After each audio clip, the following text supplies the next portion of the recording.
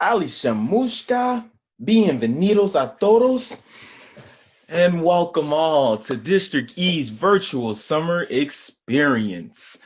We have so many things lined up for you all today. I know you guys like that interest that I just did. I'm Zion Lee, student intern for Councilwoman Cindy Nguyen, and I'll be your host that keeps it as fresh as toast. That sounded much better in my head, ladies and gentlemen. My apologies. But what we're going to do is go ahead and kick it off right over to Miss Thu with Exploring Vietnam.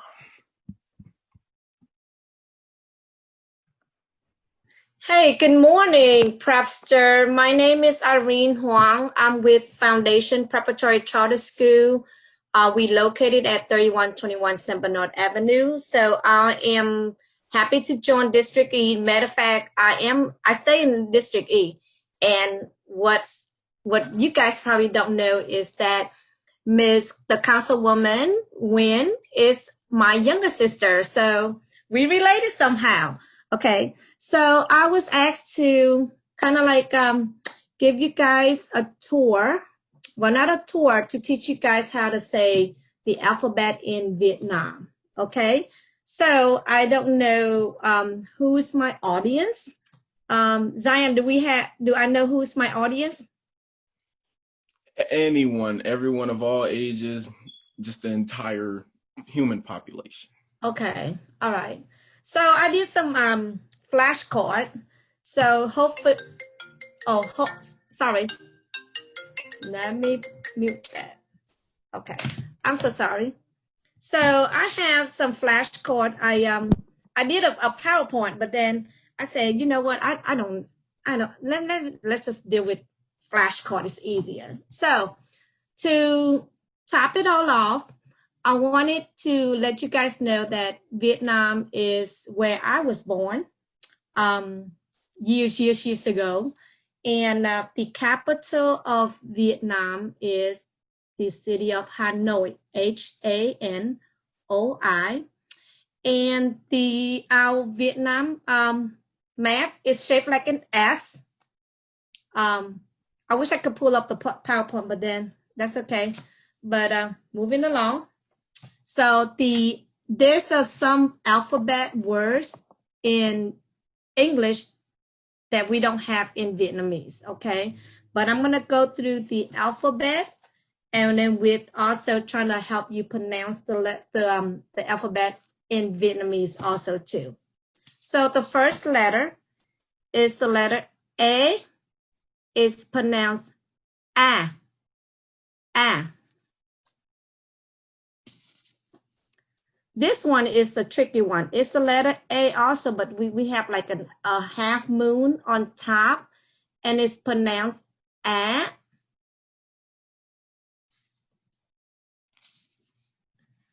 This one is also tricky too. The letter A, but they have the hat on top, and it's pronounced A.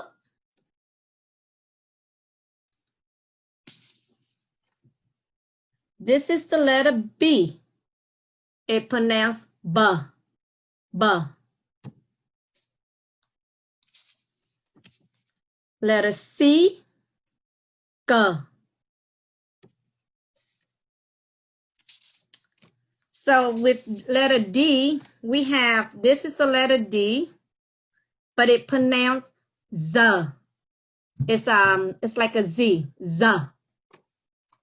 This is a hard D, D.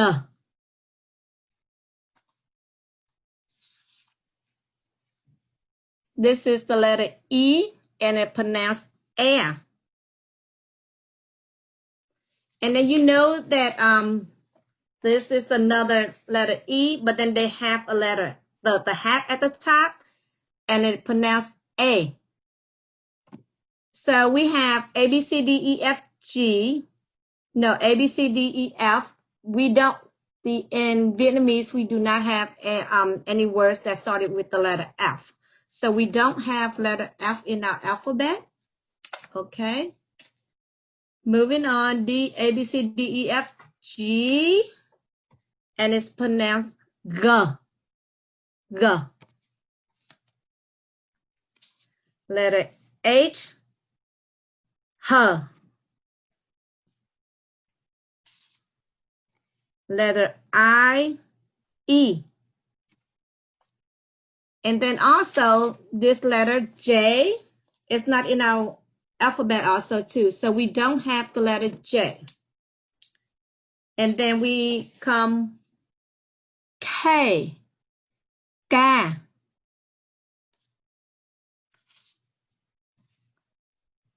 L, L.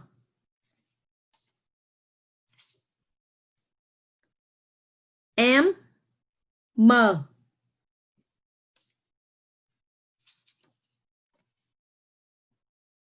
N, N. O, R. This O has a hat, so it's pronounced O.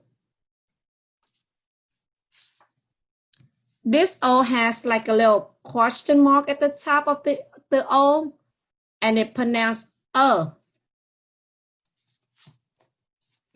trying to keep my flashcard together. This is the letter P, P.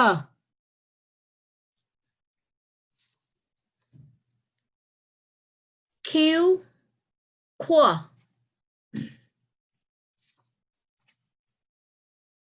R, R. Letter S, pronounced S. Letter T, T.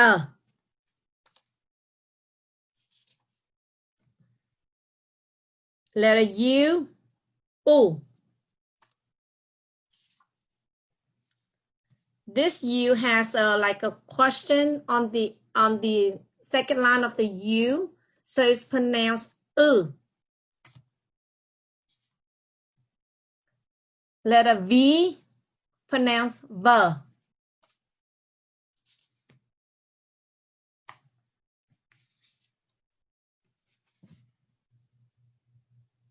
And so in our language, we don't have any words that start with the letter W, so we don't have W in our alphabet.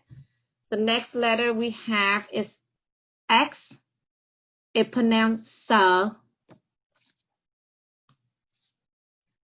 The next letter is Y. It's pronounced Ikaret. And then also we do not have the letter Z in our alphabet. Okay, so those are the basic alphabet that we use to combine to make our words together in Vietnam. And then I also try to do some teach you guys also, like some basic words, like how do you say hello and goodbye? Hello and goodbye in Vietnam say chào. Chào mean hello or goodbye.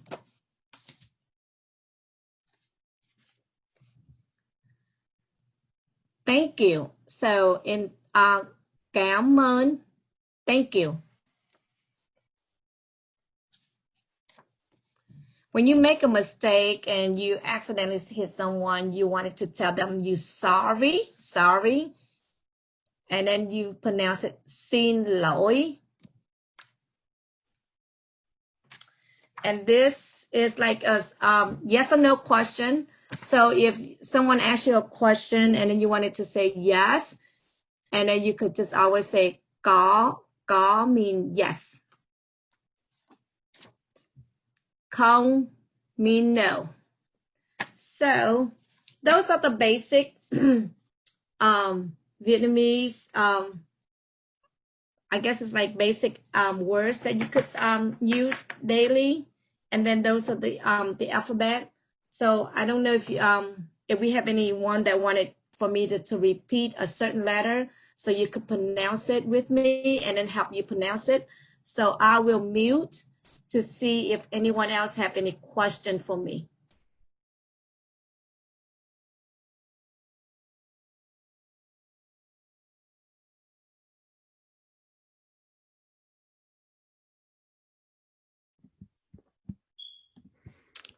So, because I've muted everyone, if you want to ask her a question, just type it into the chat box and you can ask her any questions and I'll pass it along to her or she can see it as well. So, if you guys do have any questions for her, just go ahead and type it in the chat box and Miss Thu will answer it then and there.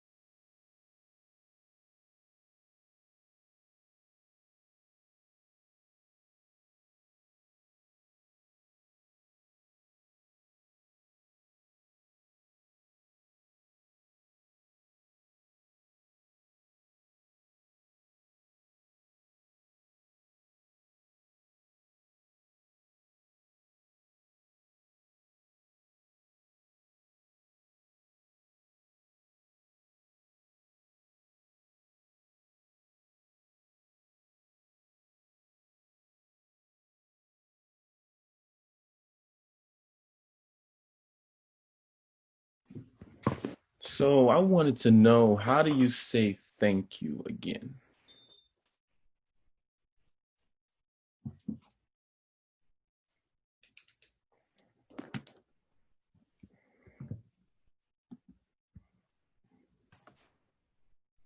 It's a cảm ơn. Gaumeng? Yes. Ah, got it. Mm-hmm.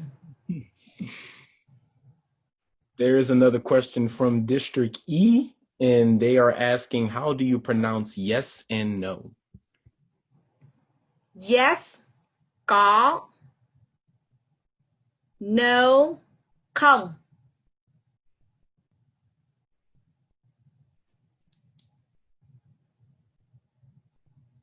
I use this the word when my nephew asked me for something and I say no no no no instead of saying no no no, không không không không.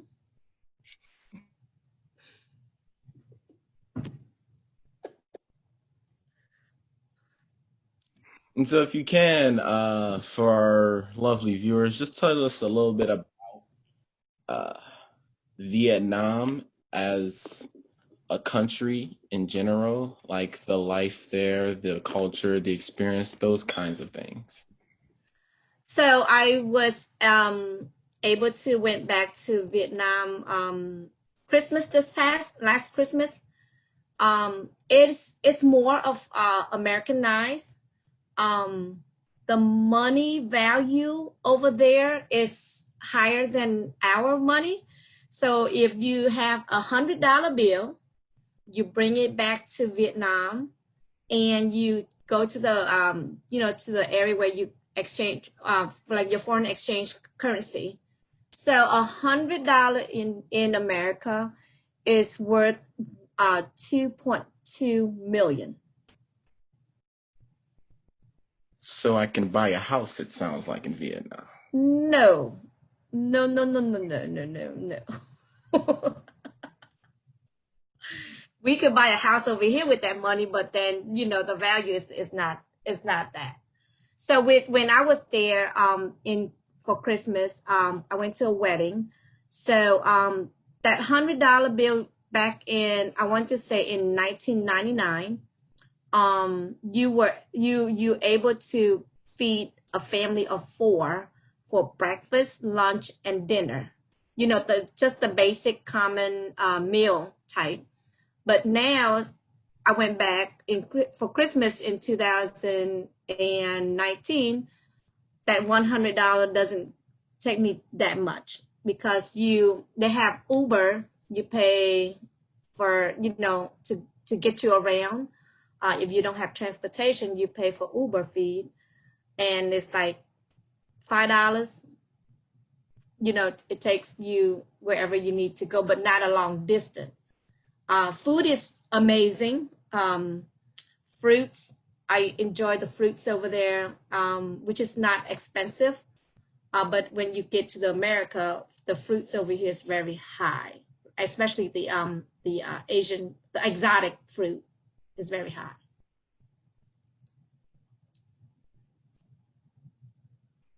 Interesting, interesting. Well, we do have another question for you. District E asks, did you bring your farming skills here? Mm, no, basically, when I arrived in the United States back in 1975, and I guess you guys could do the math, I was only 5. So basically, grew up in the America. I went to school in New Orleans, and basically just like was raised here by my parent. Go to school in the East, stay in the East, got married in the East, and still living in the East. It's a loyal residence right there.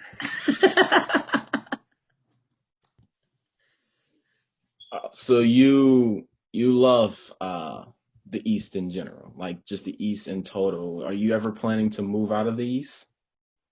I don't think so. Because basically, I'm kind of like, familiar myself in the neighborhood. And hey, if I have to move, it's probably like just like another way of like starting all over. You got to get to know your neighborhood. And I don't think I'm ready for that. I'm kind of like old for that. You're not old. Oh, yes, I am old. Over the hill. Okay, so you do have a couple minutes left. Is there anything else that you would like to teach us a bit about the Vietnamese language or culture, or, excuse me, such other tad bits that we should know? So with the the Vietnamese culture, like in our culture, we really, really like teaching our kids to learn how to respect everyone, especially your elders. No matter if they say it's a cow that's walking by, you gotta learn how to respect. Say yes, ma'am, it's a cow, even though it's not a cow. And then later on, you could like just calmly talk to them and say that is not a cow. But then respect respect is the very high highly in our culture. Just like when you leave to go somewhere, even if you're leaving like our kids nowadays, and we've been teaching our kids like once you leave the house to go to school in the morning, you would say, we would say like bye mom and dad, right? In our culture, we have to let them know that we're leaving the building to, I mean, leaving our house to go to school. And then when we get to the school, our teacher is also our parent there. So back in the old days, as I remember, and then still now, still, I guess it's now every now and then you could hear about it that, they're still paddling in school due to the discipline back home. But sometimes, like paddling is not the answer to it, but hey, sometimes it all depends. Um, and then when you get home and coming in the house, it doesn't matter if your mom sits there with her girlfriend. You also need to respect and then acknowledge your mom and then the girlfriend, your mom girlfriend there too. And then, put your stuff down. Just like say, chào bố mẹ, chào cô, the basic phrase. Wow, yes, that sounds very interesting. It's a very interesting culture, especially because I can talk about, once it gets to my session, I'll talk about kind of the same traditions in Ecuador Mhm. in that Uh-huh.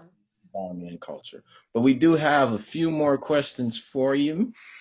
For the Sure. questions, I'll ask it one by one. The first one is, in the early 70s, There was a lot of gardening in the Vietnam village. No, oh wait, I guess it's a statement. My apologies. Uh, Hmm. guess the person wanted to say gardening rather than farming. So I guess they were wondering if like there was a lot more gardening than farming in the early 70s. I wanted to say because by the time we get over here, it's like the mid 70s already. So we like 76. I wanted to really think about it. So basically, in 1976, yes, they do have a lot of gardening. So like say for instance, just like my grandparent, they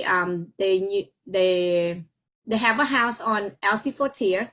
So basically, the back of their house, I mean, like they dig it all up, dig the grass and everything. Then they start their own little garden, and then with the garden, as they grew the vegetable, it's most of the vegetable is like Vietnam vegetable.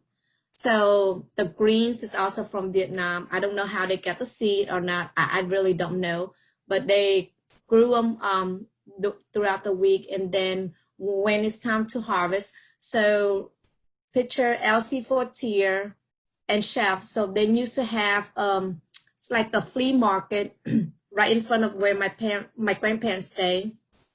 Started as early as like 4:30 in the morning, Saturday morning, and then you would go out there and see like all sort of vegetable that they grew, and then you would come across some seafood that and then you could just go and buy even like fruits out there too, exotic fruits. So but yeah, most of the elder, which they passed away already, they started out with garden as a tradition. And then also that also in the east we also famous for shrimping. So a lot of our fathers starting off, have a career, because we just migrated to the United States. We don't know, the language it was like we had to learn the language. So, and then we didn't have any other skills. So the only skill that most of our male has like fish, they know how to fishermen. So they started off with, shrimping um, back then in the mid 70s. And then the ladies would do like gardening at home, and then also as a housewife to kind of like keep an eye out on the kids and then make sure that the kids go to school.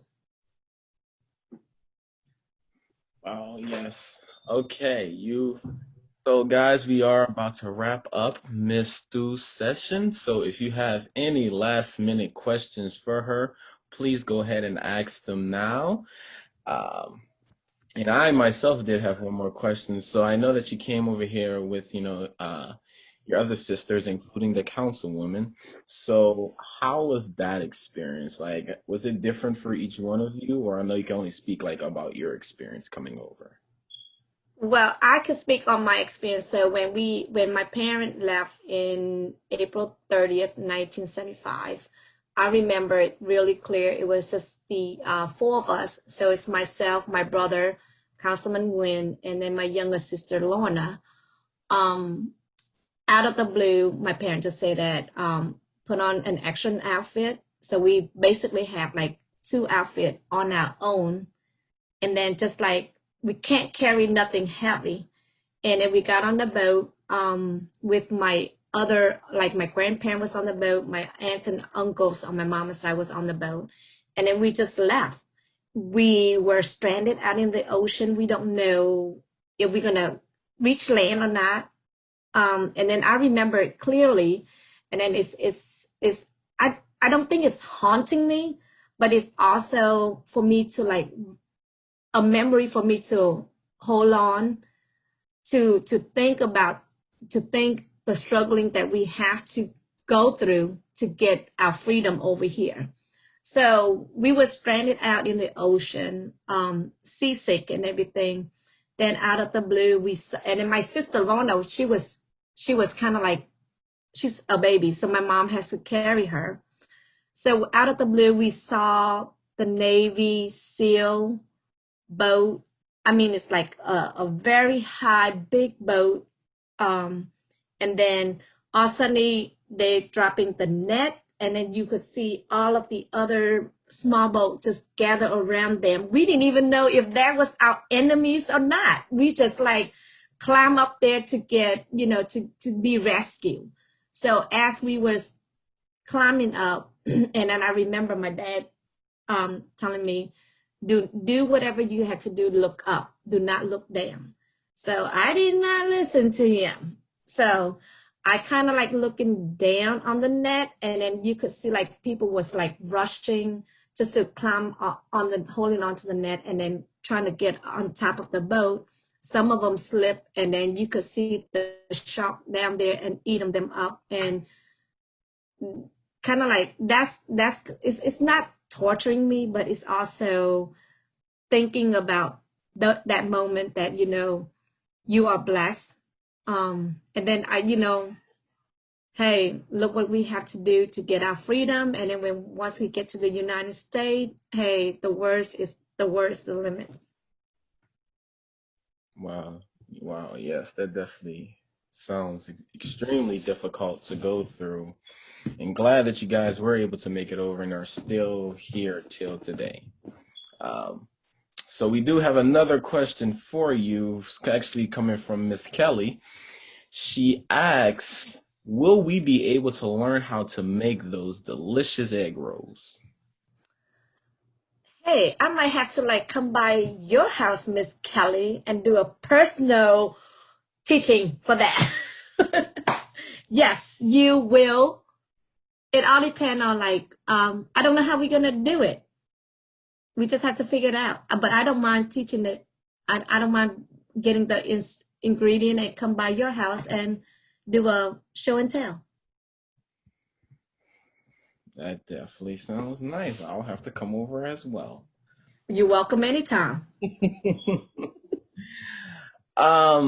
Okay, ladies and gentlemen, if you guys have any more questions for Miss Thu, her session is almost up. Please ask them now because we do not know if we'll have her back. So please, please, please ask her questions, as many as you would like, and she will answer them as best as she can.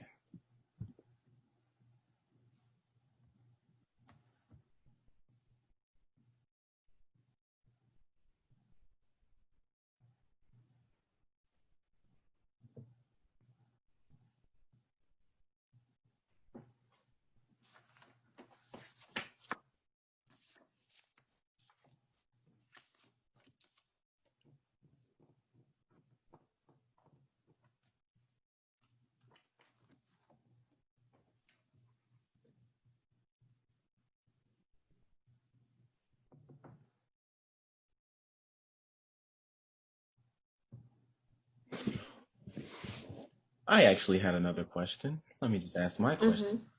So, with learning Vietnamese, I know with learning any language, it takes time, it takes patience, but is there a certain method to learning Vietnamese, like a skill or a way that really helps you to learn a language? I guess it's like I just learned this. There's an app, Link. Duolingo, Yeah. Duolingo. You could download that app, and then they would teach you the basic Vietnamese words. Um, I would say if you surrounded yourself with other people that speak the language, I'm very sure that you could easily pick it up. Yeah, that definitely sounds about right. Hmm.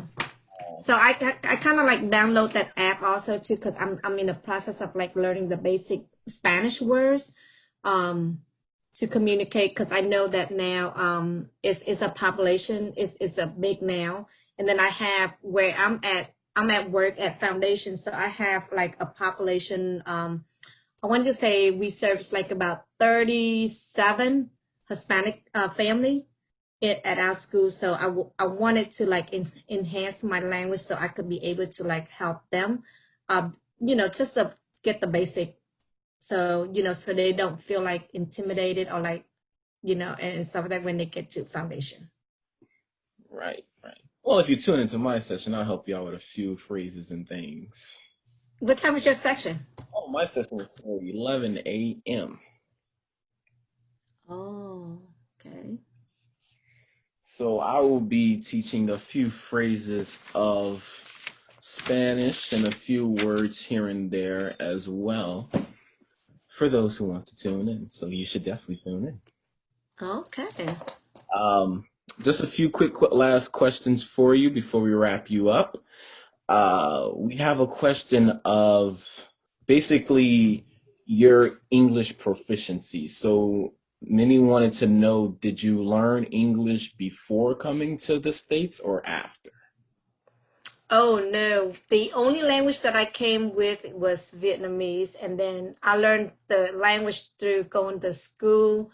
And then at Sherwood Forest, where right now it's like the new Einstein at Sherwood Forest. That's my elementary school.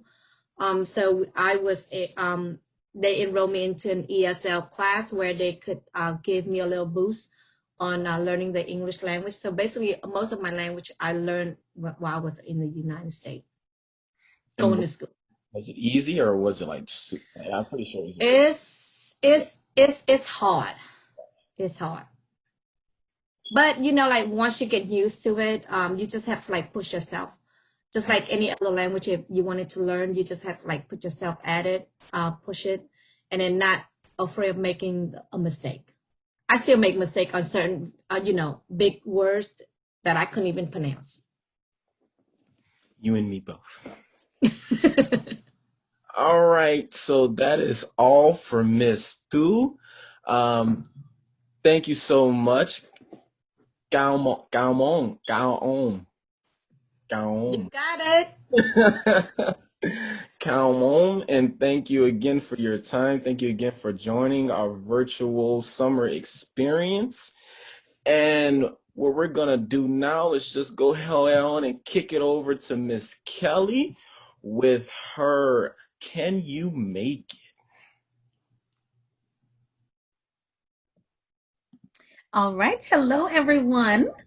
So my name is Kelly Durbany, and I am the Director of Special Projects for Councilwoman Cindy Wynn, as well as Constituent Services. So what's, in a nutshell, what I do, most of the time when you see these projects that are going on, the food distribution or any other event that the council member may have, um, I try and spearhead those, as well as any quality of life issues that we may have in the district.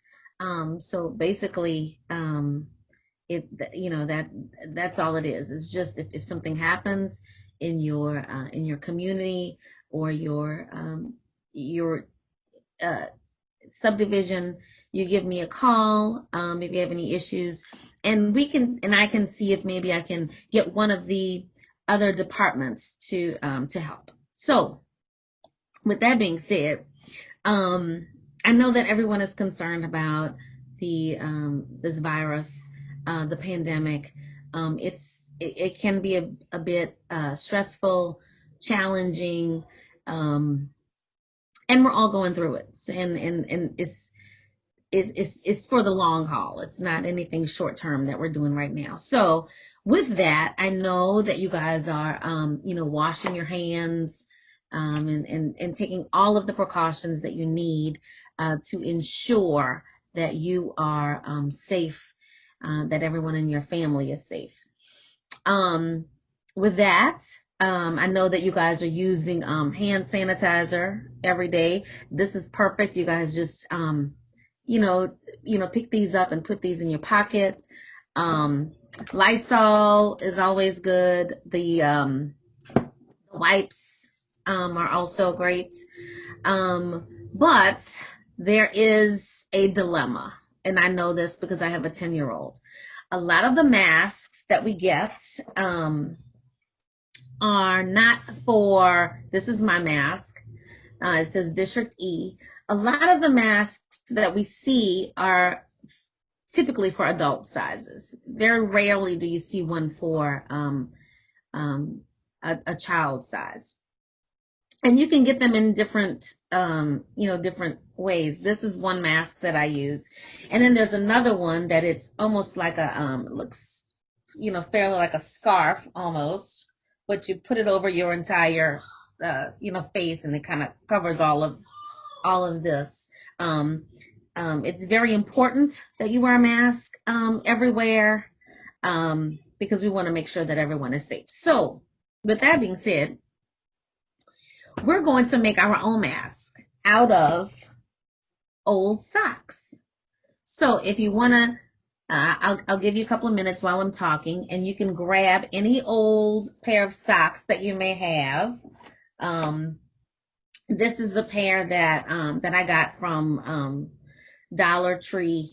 So you can buy any type. Like this is a little footy or whatever. You can buy a longer sock because we're gonna cut it. So it doesn't matter the size. You just need to make sure that it can fit your face. And so you're also going to need a sharp scissors, and if you and a paper towel, okay, and a ruler.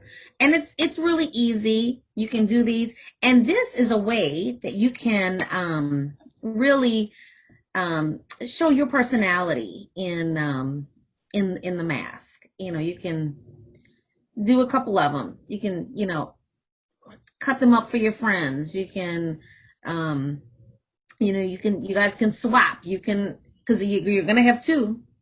So you can have one, your friend can have one, but we need to make sure that everyone stays masked up. Okay. So this is what we're going to do. So for starters, I've already, if you can, I don't know if you can see this, but I've already drawn a line here because we're going to take this part off, right? So we're going to cut that part off, and then I've drawn a line here. So we're going to cut that part off, right? So, and that's why it's very important that you have a very sharp pair of scissors, because if not, like that. So you want to make sure that it's nice and even across, which is the reason why I use the ruler, because I cannot draw straight. I can't cut straight. And so then we're going to cut this side off. Just like that. All right, can you see that? And make sure that your socks are nice and stretchy too, because it's going to cover your entire face. So you want to make sure that they're good and stretchy. Okay, so then what we're going to do is we have to make the ear loops, right? So what we're going to do is, if you fold this in half, and then, oh, I forgot to tell you, get a pen too. So then what we're going to do is we're going to just make a little notch right here so that we know where to stop. Just like that. I don't know if you can see. Yeah, see the little right there. So we're going to cut up to that little notch right there. So we're going to cut, and then you want to cut maybe about, I guess maybe about a fourth of the way down, because you don't want to do it too close, because what will happen is it'll fray, and then you won't have perfect ear loops that way.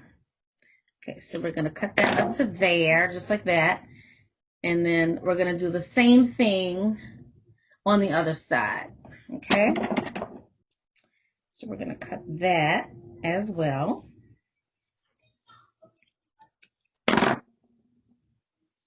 Just like that. So now you have two little ear loops. And then what you're going to do is you're going to flatten this out. Just like that. Now, this is your mask, because when you put it on, there you go. But if you want a little bit of extra protection, remember I told you to get a paper towel. So now what we're going to do, we're going to fold this just like that.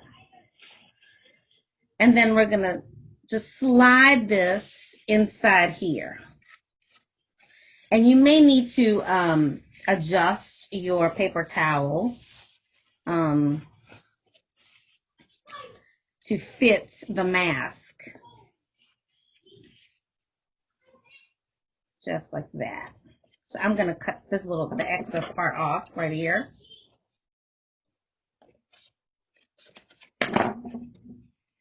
Just like that. And now we're going to put our mask back on.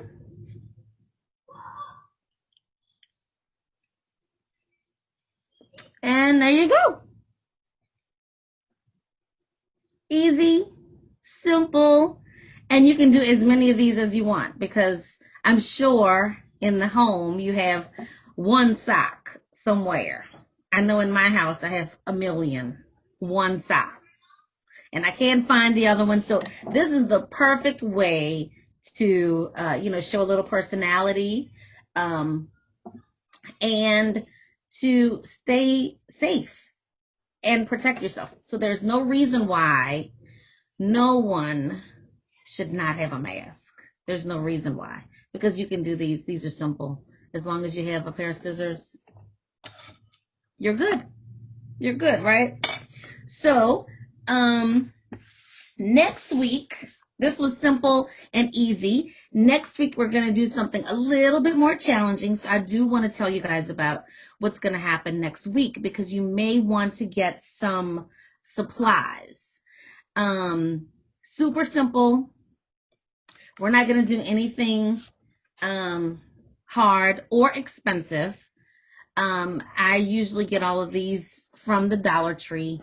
But we're going to paint some mugs, coffee mugs. So what we're going to do is, and it's called Hydro Dip is actually what it's called. We will use water. You need a bowl, any type of plastic bowl or stainless steel bowl, any type of bowl. And you need a pretty large bowl. A white coffee mug. They have those at Dollar Tree for $1.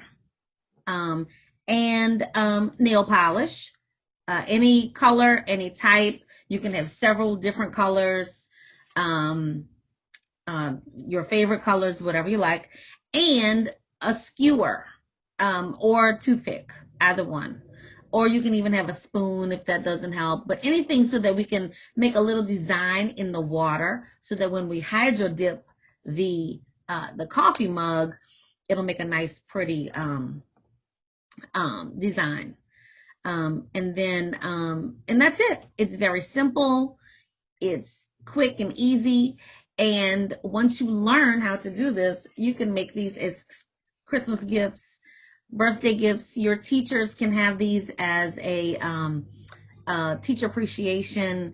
They're super simple. Okay. So next week, that's what we're going to do. And then moving forward, I'll give you the directions or the supplies that you may need for the next session after that. Okay. So if you guys have any questions.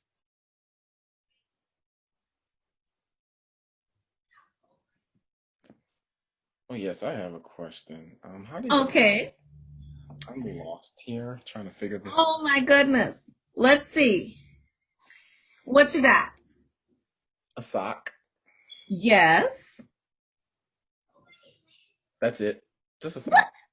Where's the scissors? Oh, I needed those.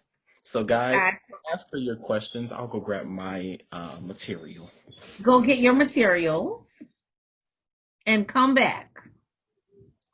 See, that's the reason why it helps to give the supplies the week before. I wanted to do something super simple this week, so that next week you guys will have all of the supplies that you need, so that when we do our Hydro Dip coffee mug, we can we can make sure that we have all the supplies. It would have been great if we could have done this for Father's Day, because this, dads love coffee. I love coffee too. I was just drinking coffee, but dads really enjoy coffee. So So next week, that's what we're going to do. So I'm going to give you the when Zion comes back, I will help him make his mask, but I will give you guys the supplies again. So you need a bowl, any type of bowl that is large enough to dip your coffee mug in. Obviously you'll have to put water in that, but a coffee mug, a white coffee mug, nail polish of any color, any type, it doesn't matter. My nail polish is going to come from Dollar Tree, obviously. And all of these supplies are at Dollar Tree as well. And a skewer or a toothpick of some sort. And then we're ready for next week. Okay, let's see, Zion, let's see what you got. Okay. Got my sock. Yes.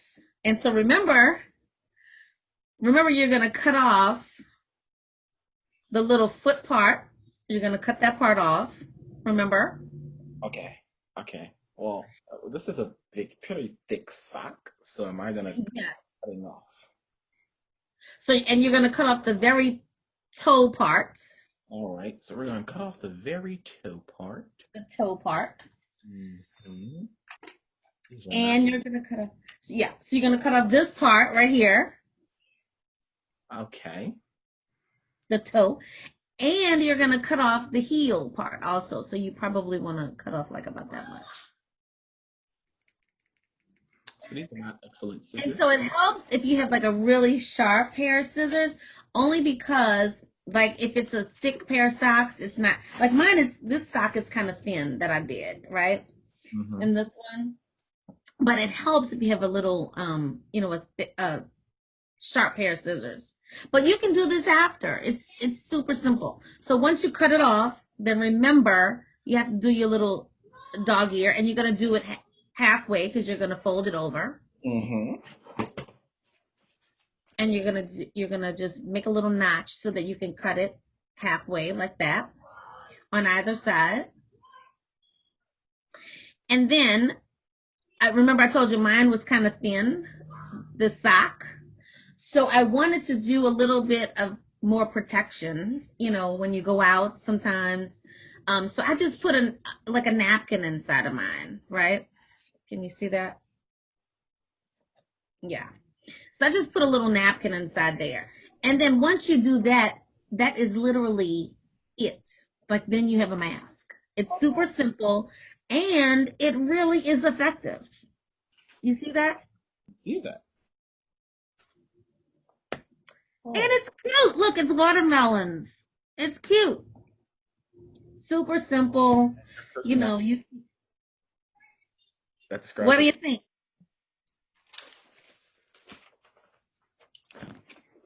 All good? Yes, and I also, reminded everyone what we're going to do next week. Mm-hmm. So next week we will be doing hydro dip for our coffee mugs. So, the supplies, a bowl. You're going to get a pen. I'm already writing this down. Don't worry. I got it. Okay. So we're going to need a bowl, mm-hmm. a white mug that you can get from Dollar Tree, mm-hmm. any type of nail polish, and lots of moms out there, we have nail polish that we don't even use anymore. Any type of nail polish, any color, any color of your choice, any of your faves. And either a toothpick and a skewer or a plastic spoon or anything, because those are things we're gonna throw those away. And also, I didn't say this, but also you want a plastic bag, like from Walmart, those bags, because what's gonna happen is we're gonna put the water. We're going to place the bowl. We're going to line the bowl with this plastic bag so that we don't get the nail polish on the bowl. And then that's going to be our next project. It's simple. It's probably about, I don't know, maybe $2, to make. $2? $2. Expensive. But it's going to be a very nice, we can do this for, for a Mother's Day or Father's Day or Christmas or Teacher's Appreciation. You can do anything you want. You can do their favorite colors. And it's a nice little gift. And everyone loves a handmade gift from their heart. Yes, yes, you're absolutely correct. Well, we do have one question for you from Miss Thu. Okay. She says that she loves the District E face mask and was wondering if she can have one for herself. So that will be the council member. But we will see, we will see if we can get one of these to you. But you see how these are, these are really these are adult sizes. So if you have, a brother or a sister, and we're going away with all these mask giveaways, and they're all adult sizes. There's no such thing as a kid size mask.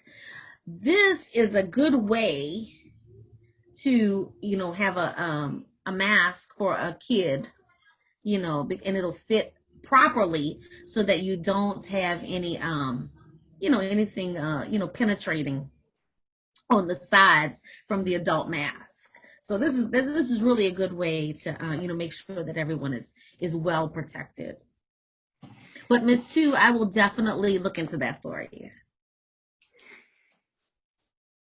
And so she's just stated that she has plenty of nail polish to share for your next project. That sounds fabulous. I will be over there to get it. Because I was going to be a Dollar Tree.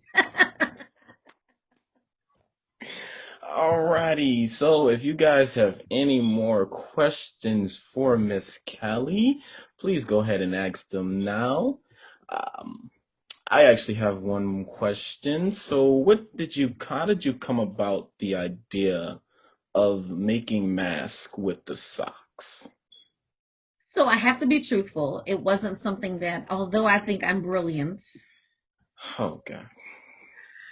but I cannot take all of the credit. Oh. So what happened was I was watching, when all of this, the pandemic first started and everything unfolded, I was concerned. I was concerned for, my health, my son's health.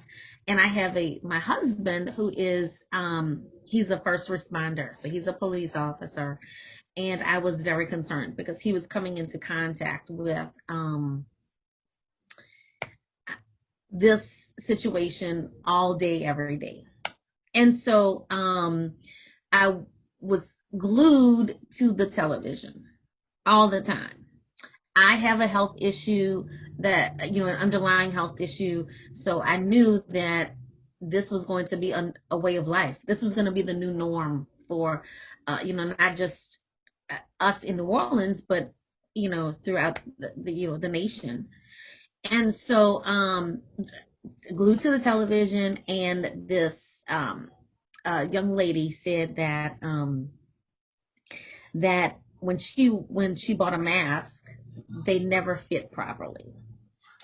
And she said that it was very difficult. She was a younger girl, a teenager, and it was just very difficult for her to find a mask that she felt comfortable with because they were all, too large.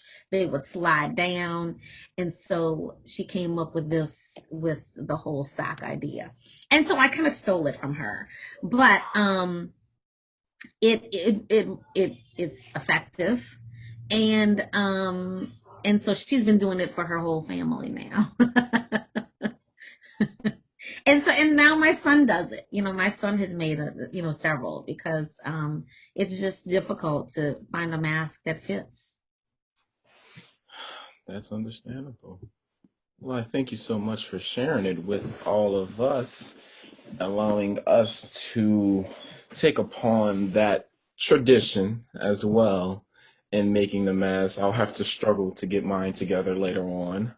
I'm gonna get you a good sharp pair of scissors so that you can do this. Yeah, I'll come swing by later to grab the scissors. Alrighty, folks. So again, if you have any last, her session is about to be up, unfortunately. So if you guys have any more questions for Miss Kelly about the making of the sock mask or about next week's project, please feel free to ask her those questions now. hmm Let me just say, I'm so excited that Zion and the council member have decided to do this. This is amazing, and I can't wait. I know I think it's 4 weeks that we're doing this, and I don't know. I kind of want it to last longer, but we'll see what happens. We'll see what happens. But I think that this is truly, amazing, and this gives everyone an opportunity to just do a little something different, because we're stuck in the house. We really have um, basically nothing to do. So, and I love crafting. I'm a craft girl. I'm always doing things crafty. So, we'll make it fun. Every week we'll do something different, and we'll make it fun. It won't be challenging at all.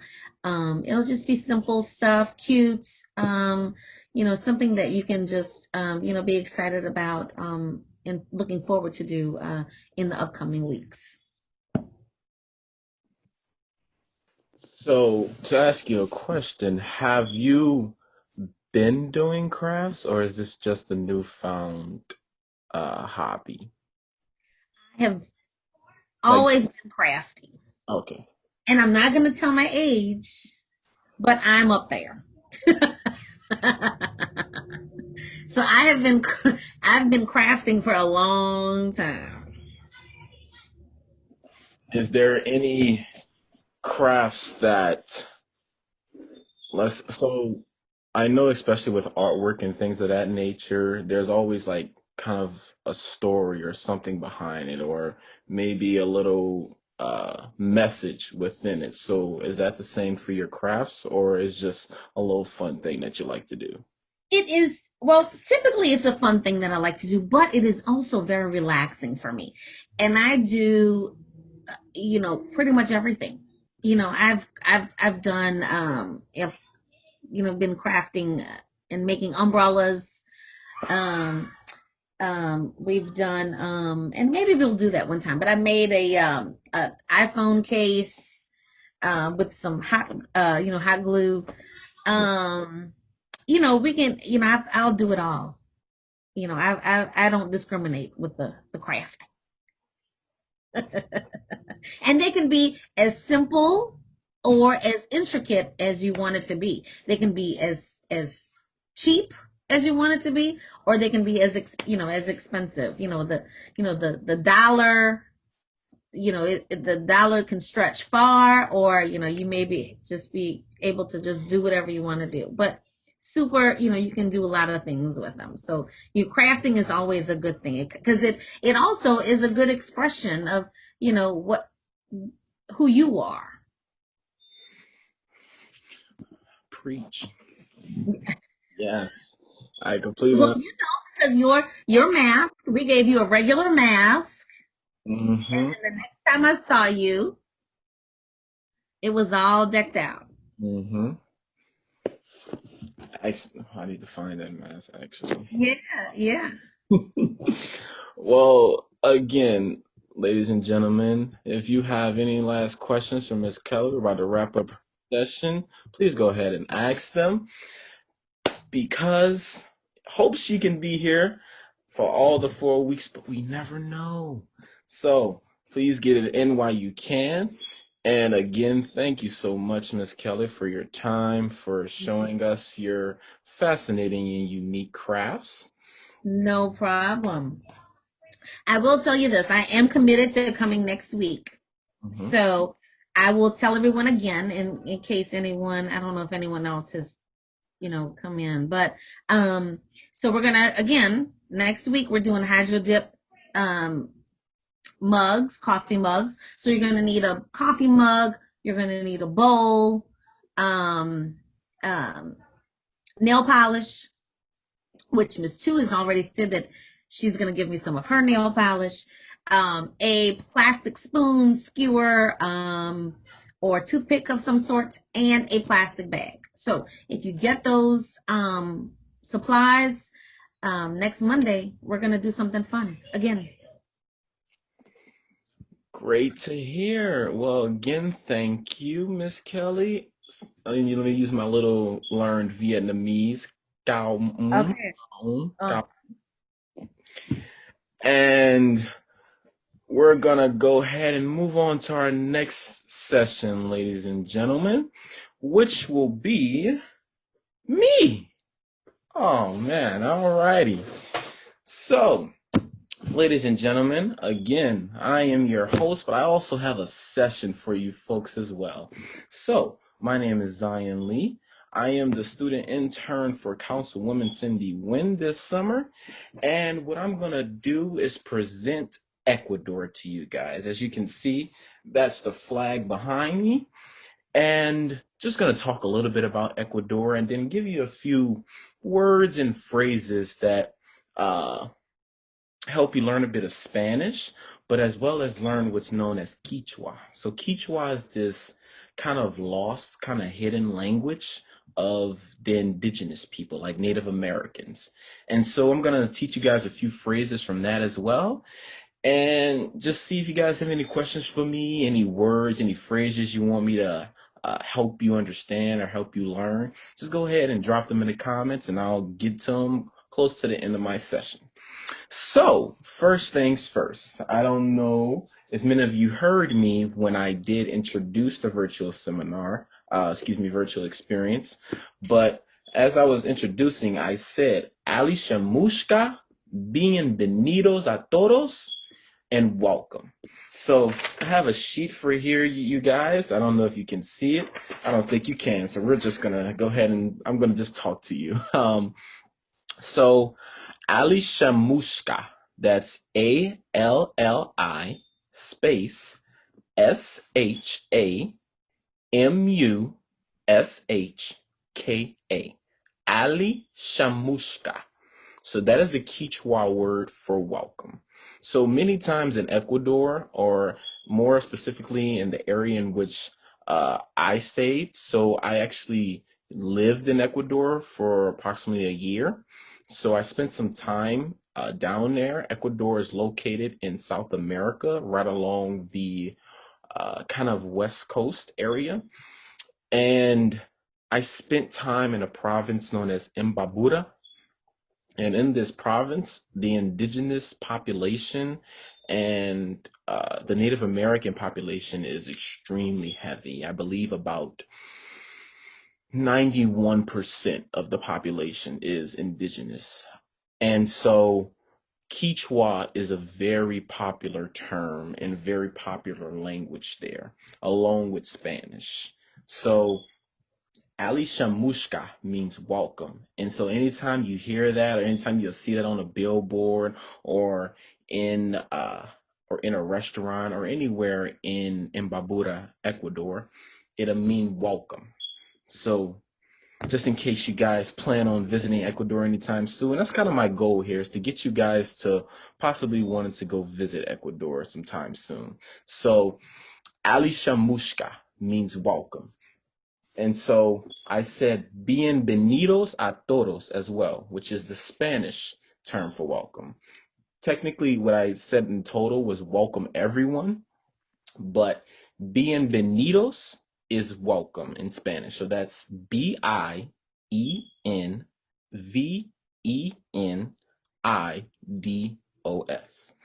Bienvenidos. And so when pronouncing a lot of these words, you really just have to look at the letters and really learn the alphabet of Spanish as well. So when you pronounce words like bienvenidos, The B and the V are very similar in the tongue, so to speak. They're very similar when you're trying to pronounce them because they both make the B, the B, the B. So that's the sound that they both make. So that's why when I say the word, it sounds like I'm saying the same letter, but I'm saying two different letters. So it's bienvenidos. That's Bienvenidos. Bienvenidos. So the next word I have for you all is Yupaichani. This means thank you in Quechua. So that's Yupaichani. Yupaychani.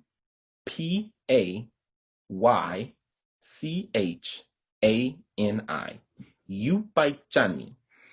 As well as in Spanish, many of you know and say it on a regular basis, that's gracias. So Yupaichani is many ways that they say thank you in Ecuador, or they'll say bye.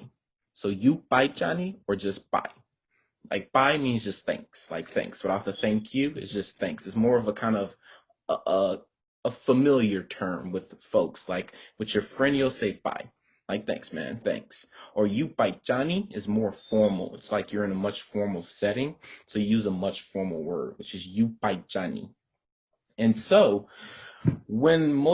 also I worked with a magazine and radio organization while I was living abroad in Ecuador.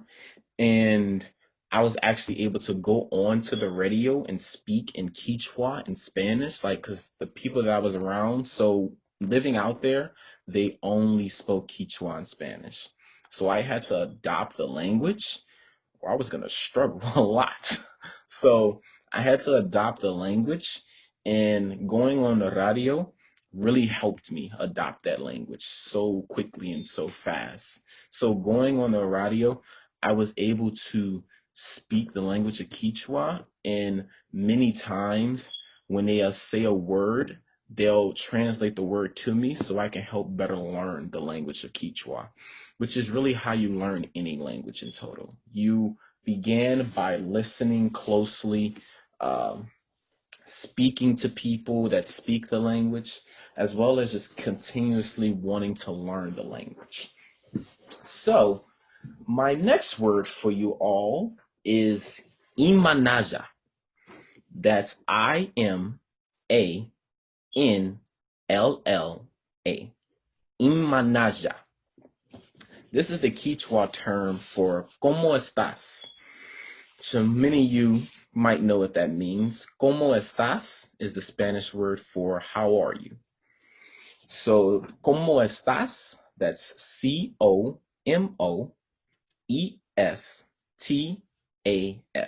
¿Cómo estás?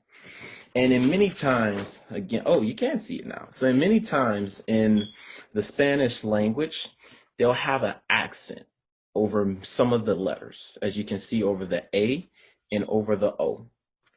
So it's hard to kind of explain when you're supposed to put those accents over the specific letters, but there are only very few words that have those accents. So once you learn those words, you'll know where and when to put the accents. So again, this is imanaja, ¿Cómo estás? And how are you? So that's the Quechua word, imanaja, the Spanish word, ¿Cómo estás? And how are you is the English term. Next word, we have alipunja. That's ALLIPUNCHA.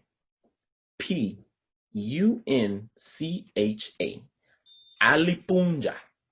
So I'm still learning the Quechua language as of today, and it's very difficult to learn it because you can't really go to apps such as like Duolingo or Google translations because the language is just so, many would say, lost. The language is so lost. It's so kind of kept in close captivity with the indigenous people. So it's really difficult to learn the language. So the only way I'm able to learn the language is by staying in communication with my family back in Ecuador, or people that I know back in Ecuador. So learning the language is very difficult. So the way you spell this, Alipunja, is Allipuncha.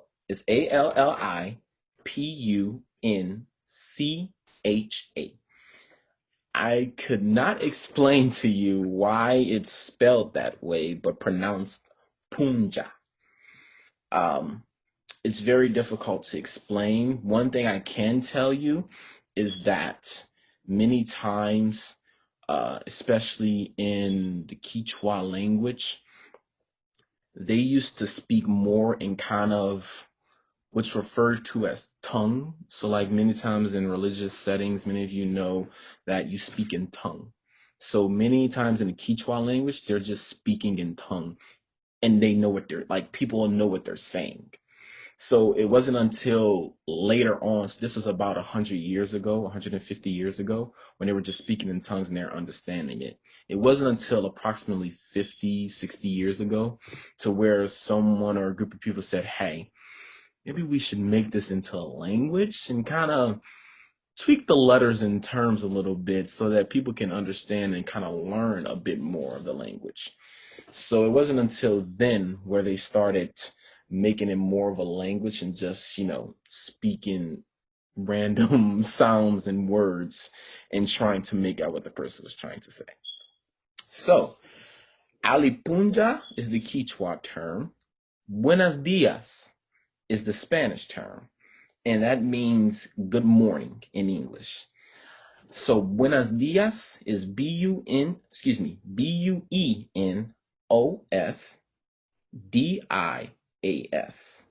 That's buenos dias. Next word we have is Allichishi. That is Allichishi.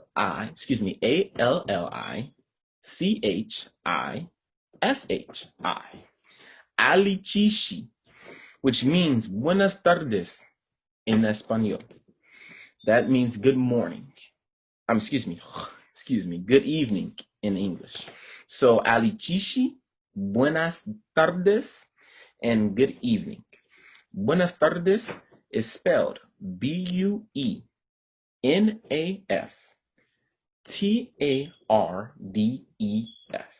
Buenas tardes. That means good evening. And my last little sheet for you all is Allituta. That's Allituta. Allituta.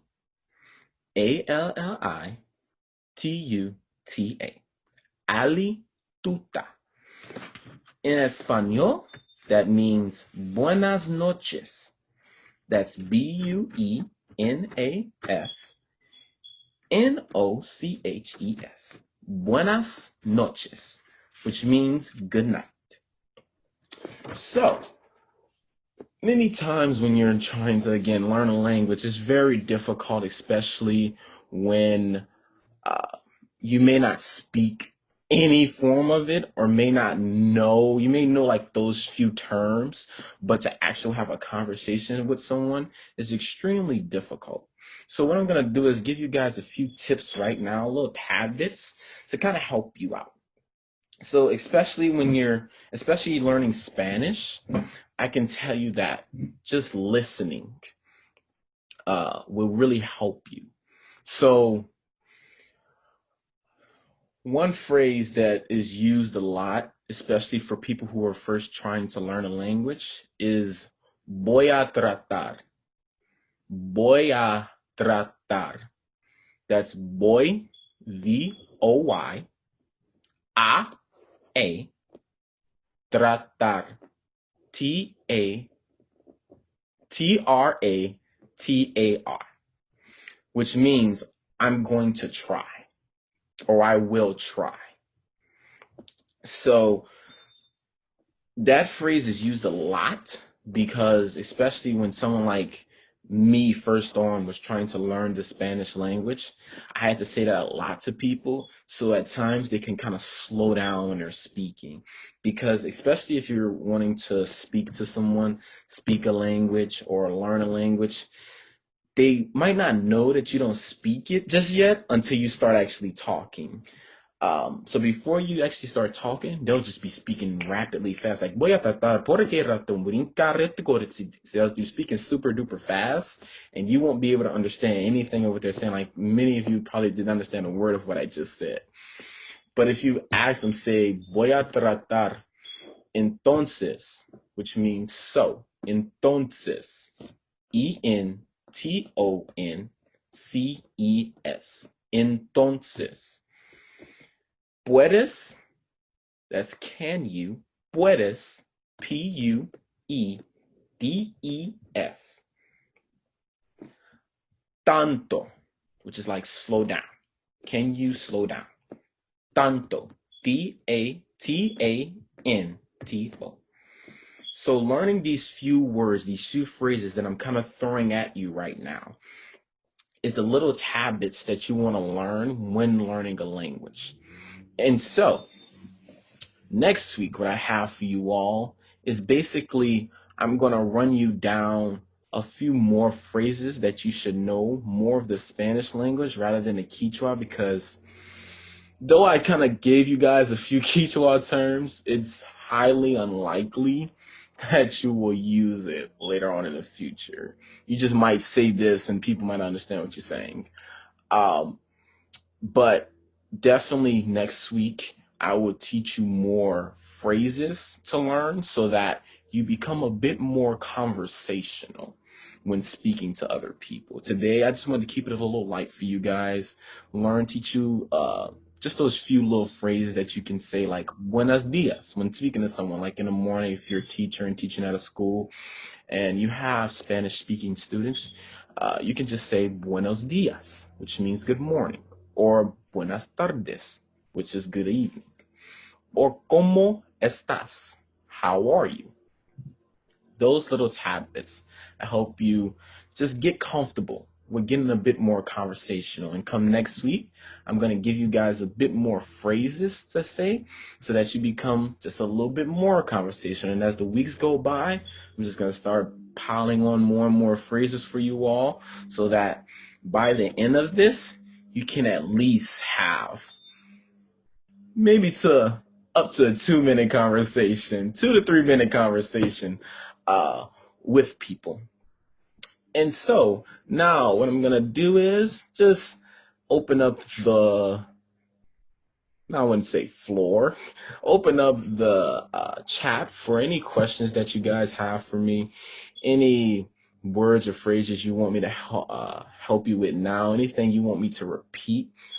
I'm open for all that right now. So if you guys can, just go ahead and put your questions in the chat for me, and I'll do my best to answer as many and as thoroughly as I can.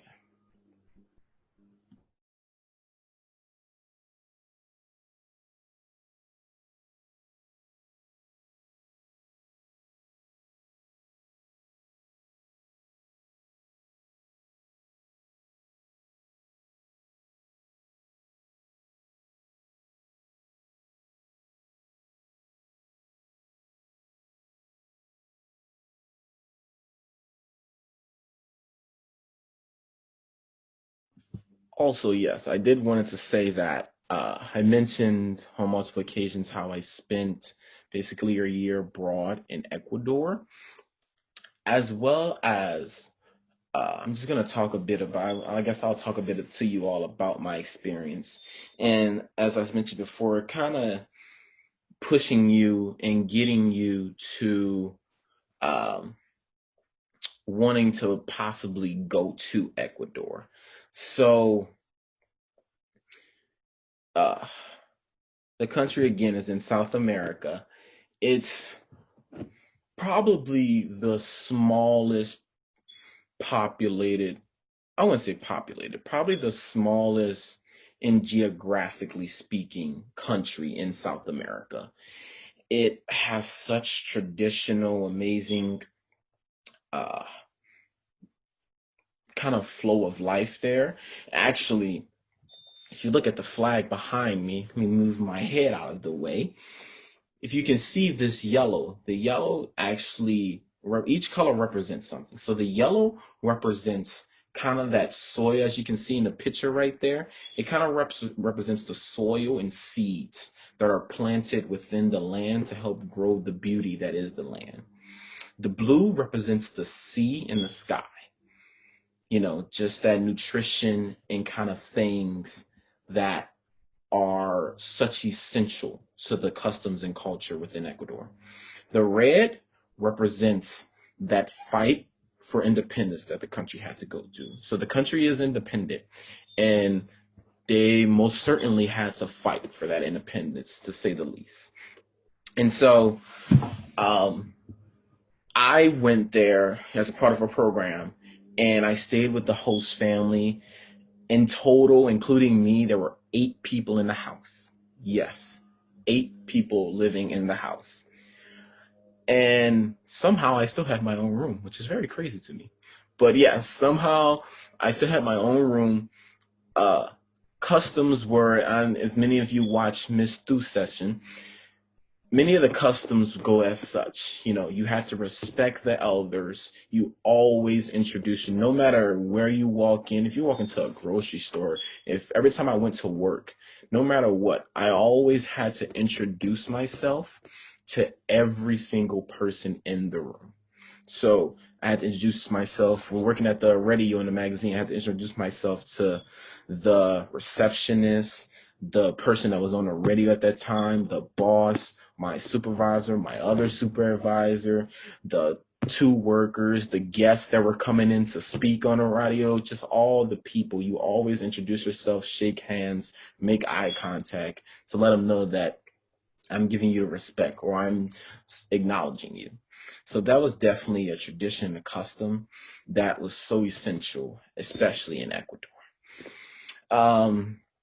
As well as, I had a group of friends that I went down there with, and we just got really close and connected with them, as well as connected with people in the country. So the program was only designed for you to have a family, go to your apprenticeship, come together every now and then for what's called a reconnect, like we connect with the other students out there.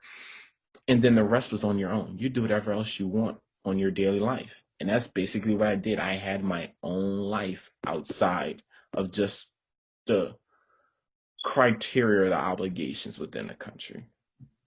So that was definitely a tremendous and, to say the least, evolving experience, especially for me. Coming straight out of high school and immediately living in an entirely new country. It was definitely something I would never forget.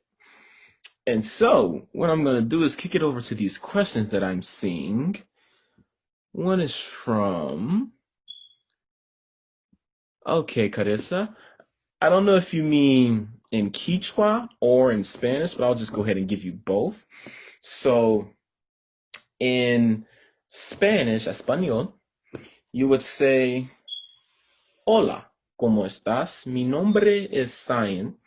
Soy de Estados Unidos y soy de un estudiante.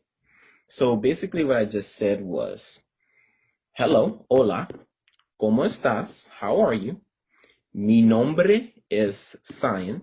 My name is Zion. Soy de Estados Unidos. So I am from the United States. So I'm from the States. And y soy de estudiante. And I am a student. So if that's what you were asking, that's exactly how you say that. Soy is I am. And it's more of, so there's soy and there's estoy. So soy is S-O-Y. And then there's estoy, which is E-S-T-O-Y. So soy is more of like who you are. Like, soy estudiante. Like, I am a student. That's what I am. But if I say something like estoy triste, that means I am sad. But I use estoy is because that sadness is not, like, that's not me. That's not something that's going to last, kind of, so to speak. It's a temporary feeling, or it's a temporary kind of thing. So if you say estoy tratando, that means I am trying. It's an action that I'm doing, something that I'm doing, or something that is happening to me or with me, but it's not who I am. So soy is more of like, that's you. Like you can't be anything, like that's you. So soy mixto, like I am mixed. That's who I am. I'm mixed. Just those kinds of things. So, Carissa, I hope that kind of helped you. Basically, anytime you introduce yourself, most of the times you just say, Hola, ¿cómo estás? And mi nombre is Carissa. Mi nombre is Carissa, which means my name is Carissa. Soy de, which means I am from. So you'll say, I am from, if you're from New Orleans, you'll say, soy de Nueva Orleans, which is New Orleans. So I am from New Orleans.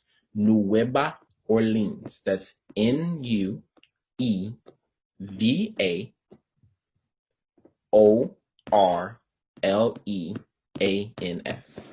Nueva Orleans. So I hope that helps you out. And just in case you want to know in Quechua, let's see if I can remember this. It basically goes as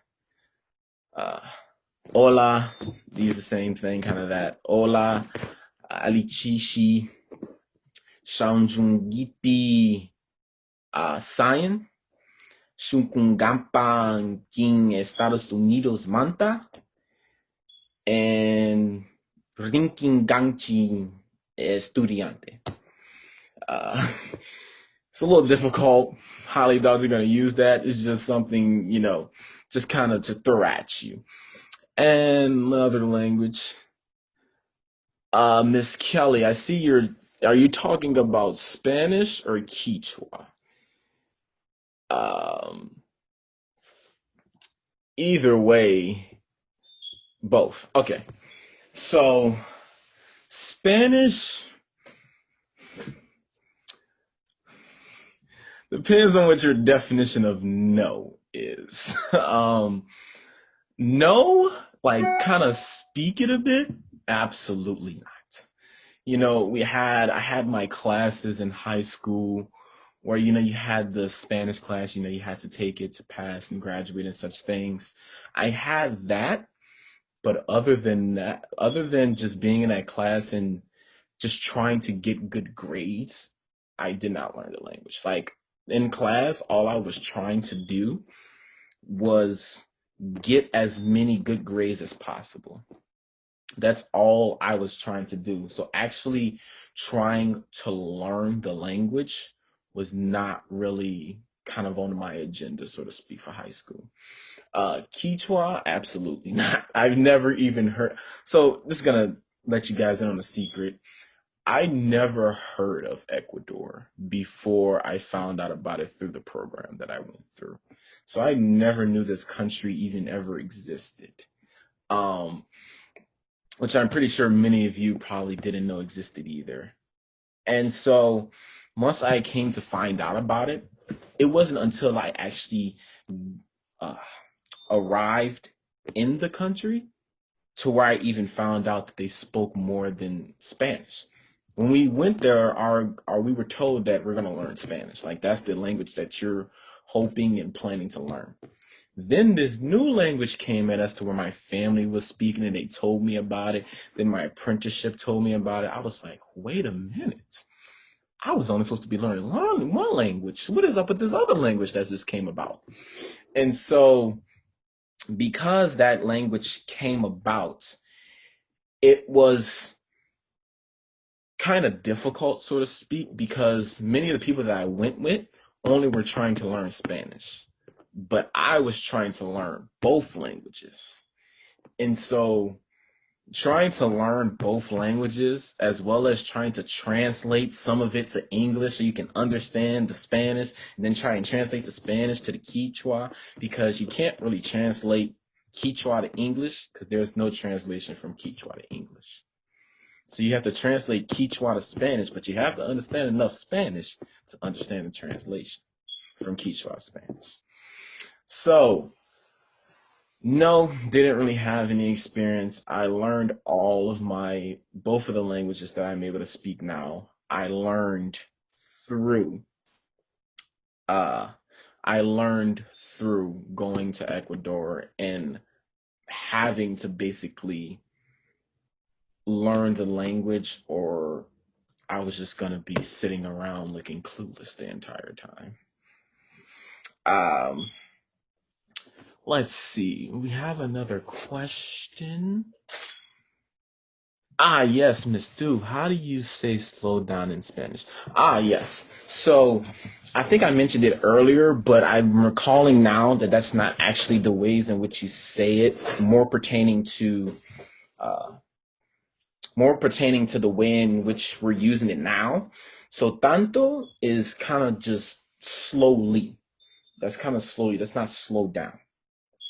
Slow down, you say beja, which is B-E-J-A, beja, la velocidad, which is, so la, L-A, velocidad, V-E-L-O-C-I-D-A-D,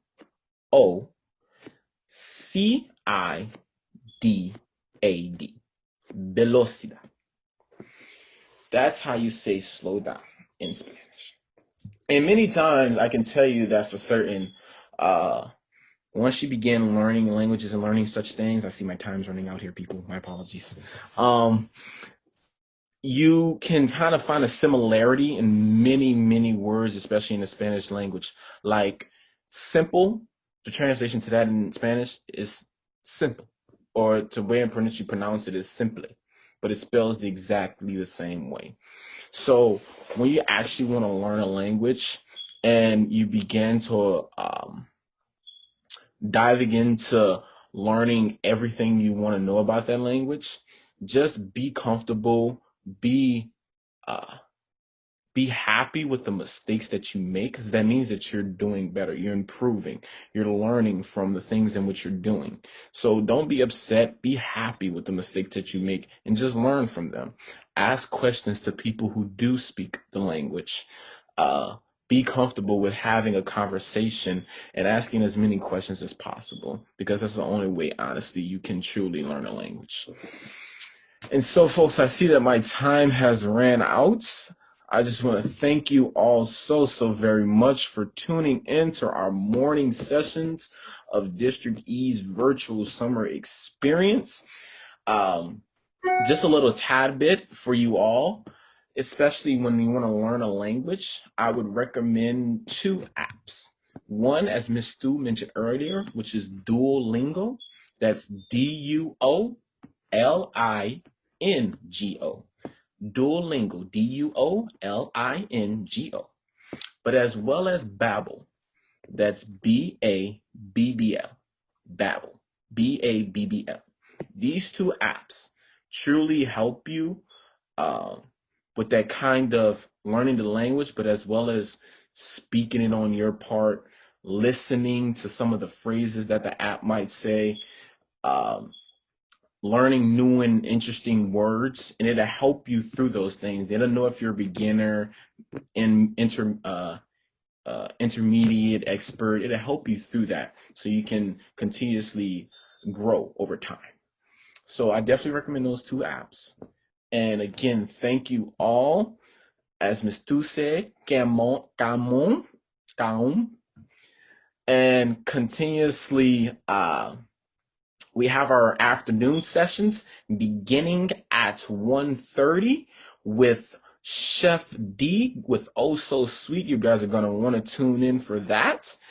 And I will see you guys back here at 1:30. Enjoy your lunch break. And thank you again for tuning into District E's virtual summer experience.